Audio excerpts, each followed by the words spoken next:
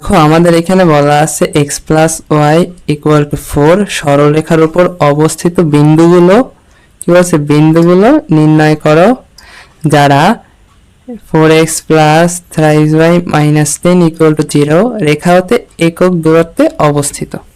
আচ্ছা দেখো এইখানে তুমি লাস্টের কথার দিকে খেয়াল করো, আমাদেরকে বলছে না একক দূরত্বে অবস্থিত।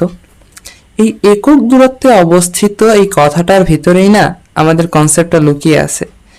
দেখো ম্যাথ তো আমরা করবই, কিন্তু ম্যাথ করার আগে এই ম্যাথটার উপর যে রেলেভেন্ট যে কনসেপ্টটা তোমার কাজে লাগবে, আমি তোমাদেরকে চেষ্টা করবো এই কনসেপ্টটাকে তোমাদের ইনপুট দেওয়ার জন্য। তারপরে আমরা ম্যাথে যাব, দেখবো তখন জিনিসটা একদম সিম্পল এবং ইজি দেখাবে।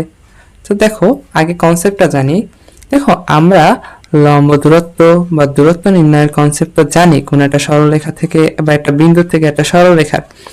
ধরো আমাদের কাছে একটা বলা আছে যে a x plus b y plus c equal to 0 একটা সরলরেখা আছে, ঠিক আছে। আর একটা বিন্দু আছে আলফা কমা বিটা। এখন তোমাকে বলছে যে আলফা কমা বিটা হতে এই সরলরেখাটার দূরত্ব কত, ঠিক আছে। আমরা একটু জেনারেল থিওরিতে যাই। আমরা তো জানি a x plus b y plus c, এটা তো modulus root over a square plus b square equal to k, এটুকু আমরা জানি।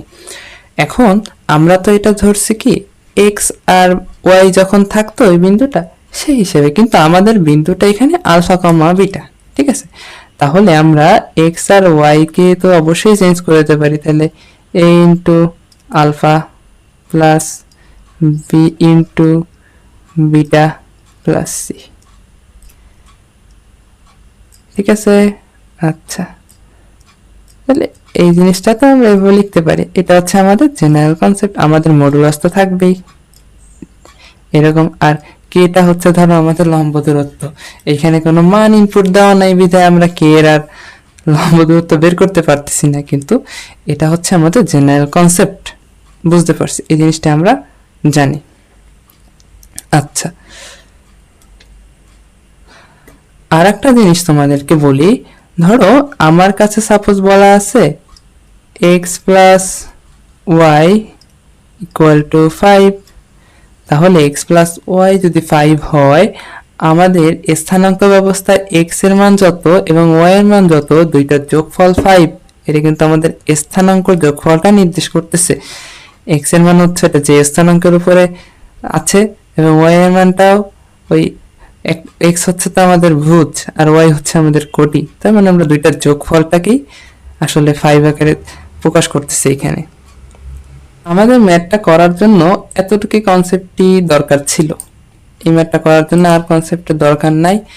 এবার আসো আমরা ম্যাথটার দিকে ফোকাস করি। আমার দেখো ম্যাথ বলছে x plus y equal to 4 সরলরেখার উপর অবস্থিত বিন্দুগুলো নির্ণয় করো। ধরো ওই বিন্দুগুলো আমি জানি না, এখন আমি ধরে নেই ওই বিন্দু একটা হচ্ছে আলফা আর একটা হচ্ছে আমাদের বিটা, ঠিক আছে।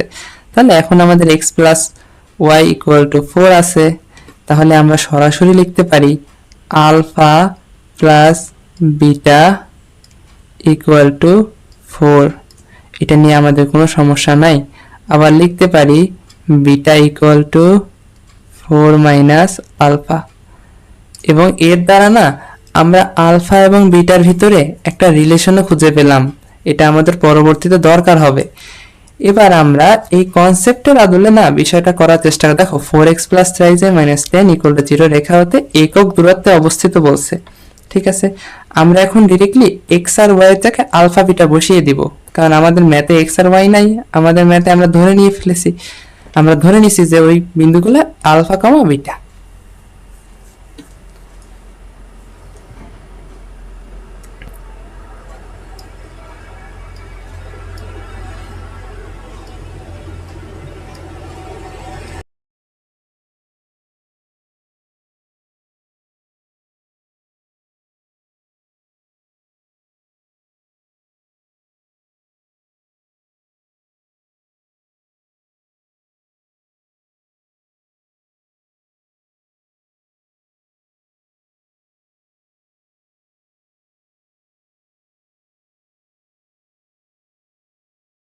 তো আমরা এবার এই জিনিসটাকে লিখতে পারি এখানে।